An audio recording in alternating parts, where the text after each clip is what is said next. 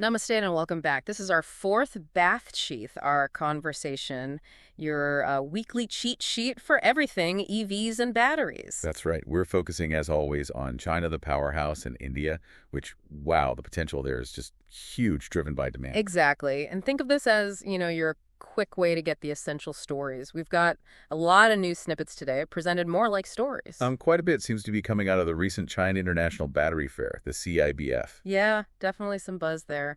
So let's dive right in. What's the first thing that caught your eye? Well, let's look at China's NEV market. That's new energy vehicles for April 2025.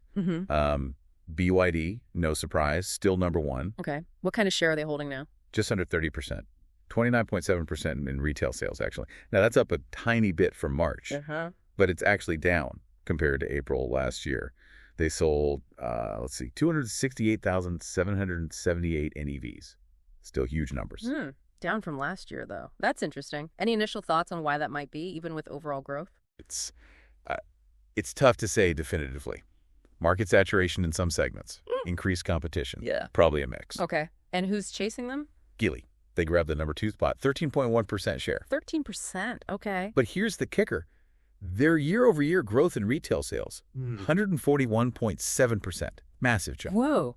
Over 140%. Yeah, they sold nearly 119,000 units. That's really eating into someone's lunch. Right. That kind of growth is staggering. You have to wonder, what's their secret sauce? Are they hitting specific segments that BYD isn't dominating as much? That seems plausible. Yeah. Geely's making serious inroads. And it's worth remembering, like you said, NEV in China isn't just pure electrics. Right. Includes plug-in hybrids, PHEVs, even fuel cell vehicles. Exactly. And both BYD and Geely, they offer BEVs and PHEVs.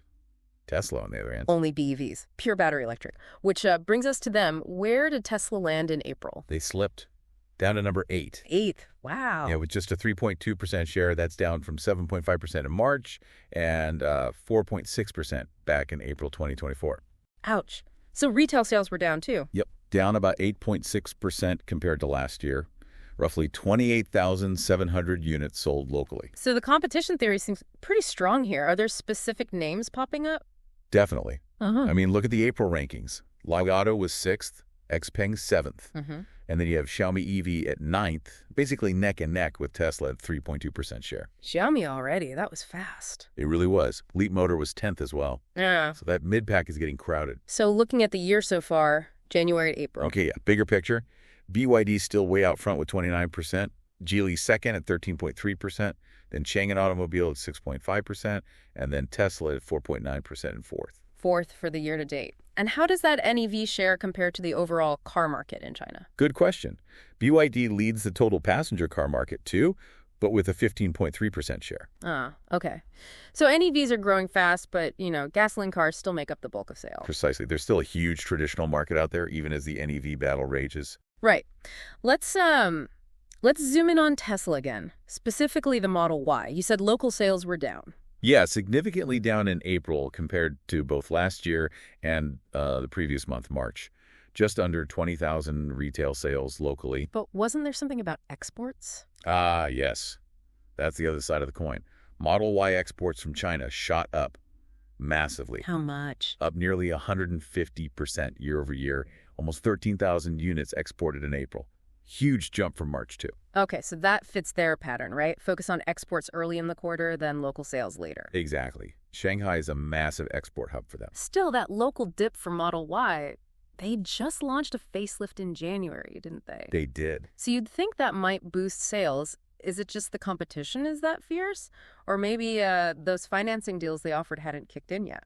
I think it's, a mix of everything. Competition is relentless, definitely. Local brands are really stepping up. The facelift's impact might take a bit longer to show clearly. And yeah, the zero-interest financing offer, that might juice sales figures later, but maybe not reflected fully in April. In the Model 3, similar story. Pretty similar pattern, yeah. Retail sales were actually up year over year, which is good, but down compared to March. Yeah. And again, significant export numbers for the Model 3 as well. So overall, Tesla China volume for April, domestic plus export. Total was about 58,500 vehicles, down about 6% from April last year. Okay. Still impressive volume, but the trend is slightly down. You mentioned something about their plant efficiency, though. Oh, yeah. The Shanghai plant apparently ramped up production of that updated Model Y in just 6 weeks. That's incredibly fast.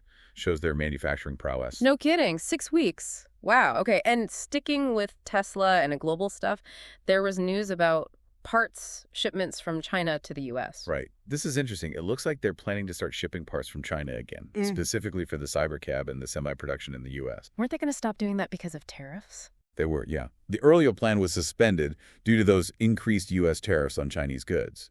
So this suggests maybe a bit of a truce or workaround in the trade situation, at least for now. A thaw, maybe. What's the timeline for those vehicles? They're reportedly aiming for trial production in October. Cybercab in Texas, Semi in Nevada, then mass production hopefully in 2026. But still dependent on that trade relationship, I guess. Absolutely. The whole geopolitical landscape is, unpredictable. It could change again. Always a factor. Okay, let's shift to the batteries themselves, the heart of the EV. What did the April installation numbers look like in China? Pretty strong. Overall power battery installations hit 54.1 GWh. That's gigawatt hours. And compared to last year? Big jump.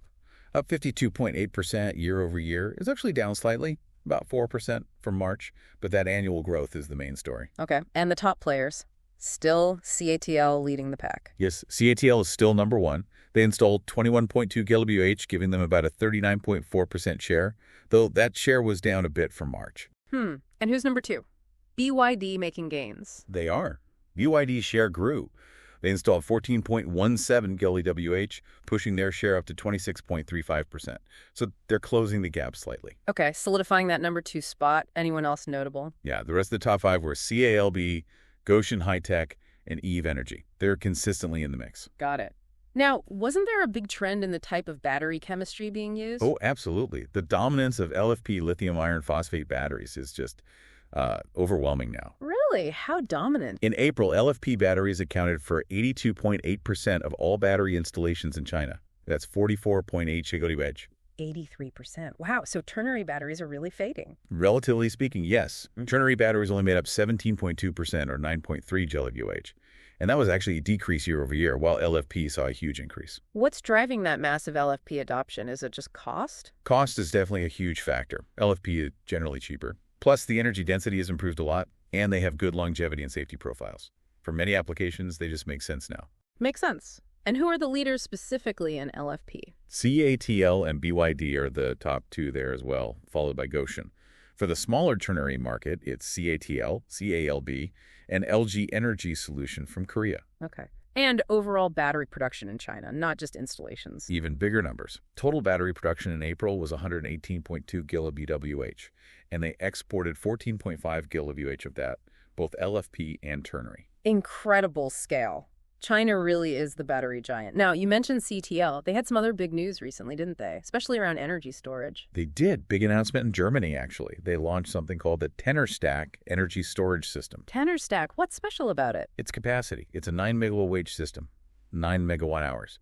CATL is calling it the world's first production-ready ultra-high capacity system. 9 megawatt hours. How much energy is that, like, in real terms? Well, they say it's enough to charge about 150 EVs. Yeah. Or, get this, an average German home for 6 years. 6 years from one unit. That's incredible. It really puts it in perspective, doesn't it? And it's not just big. They're claiming big efficiency gains, too. Like what? Better volume utilization, higher energy density, and it uses less land compared to, the standard 20-foot container systems. Plus, a modular design to help with transport. Sounds like a significant step up for grid-scale storage. Any safety features mentioned? Yeah, they highlighted things like enhanced fire resistance, claiming 2 hours, and resistance to earthquakes and hurricanes. Safety is obviously critical for these massive systems. Absolutely. It really shows CATL pushing hard into the energy storage market, not just EV batteries. Definitely. Their energy storage business is becoming a much bigger part of their revenue. We saw that in their 2024 numbers. It complements the EV side well. And shifting slightly, wasn't there some personal news from CATL leadership too? A donation? Yes, quite a significant one. The vice chairman, Li Ping, donated about $138 million worth of his CATL stock to Fudan University. Wow, $138 million. Why Fudan? He and his wife are alumni. The donation is setting up a research fund, the Zoom In Natural Science Research Fund, aimed at attracting top young international scientists. That's a major philanthropic move. It is. It also reduces his personal stake in CATL slightly, but it's primarily framed as supporting research. Interesting. And CATL itself is looking for more funding too, right? The Hong Kong listing. That's the plan. They're aiming to raise up to $4 billion with a Hong Kong listing. Trading is expected to start really soon, around May 20th. Okay, so big moves all around for CATL. Let's pivot now. Let's talk about India, the other major focus for us. What's happening in the Indian EV space? India's market is buzzing with activity really across the board. One interesting thing was the unveiling of an electric tractor. An electric tractor. Okay, tell me more. Yeah, it's called ORJ from a company called Cygnus Motors. Right. It's got an 18 horsepower equivalent motor, the 16.5 kilowatt battery, runs for 7-8 hours, really focused on sustainable agriculture. That's great to see. Electrification beyond just passenger cars. What about components? Are Indian companies getting involved in the supply chain? Yes, definitely. There was news about Remson's Industries. They secured a big order, about $35 million from Stellantis North America. They're EV parts. For critical components, yeah.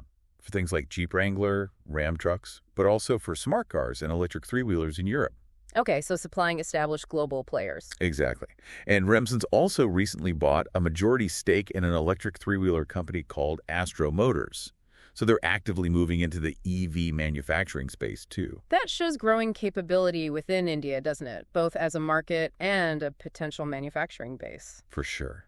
And speaking of the market, the excitement around upcoming electric cars is really high. Yeah.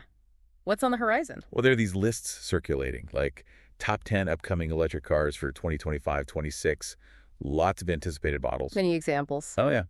Tata Harrier EV, Kia Carens EV, the MG Cyberster, which was pretty cool, VinFast VF6, Tata Sierra EV. Okay, quite a mix. Toyota's Urban Cruiser EV, Skoda Enyaq, a couple from Mahindra, the XEV7E, and the XUV 3XO EV, and the Hyundai Ioniq 6.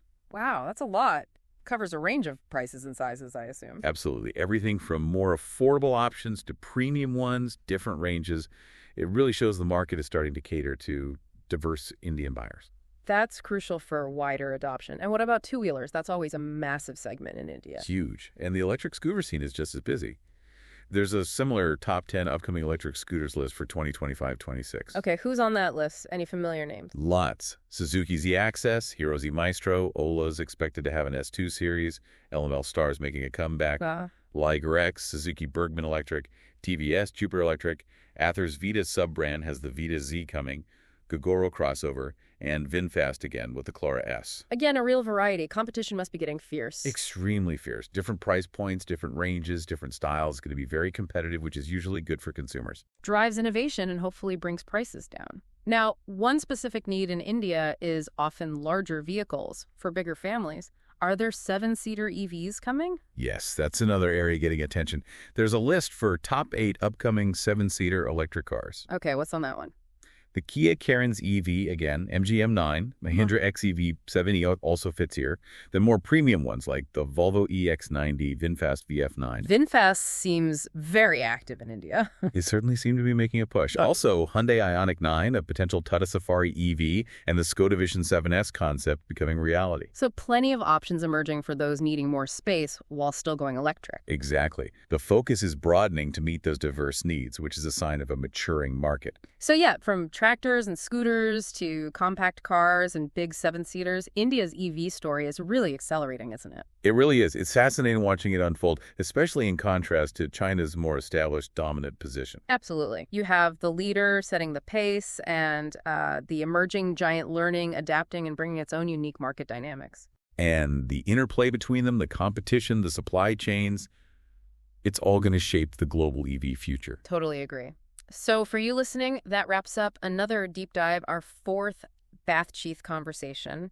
We've covered a lot: market shares in China, Tesla's moves, those big battery developments from CATL and the LFP trend, insights from CIBF, and then the really exciting buzz across all segments in India. Yeah, hopefully it's a useful cheat sheet. The sheer speed of change in both these markets is something else. You blink and there's something new. Right.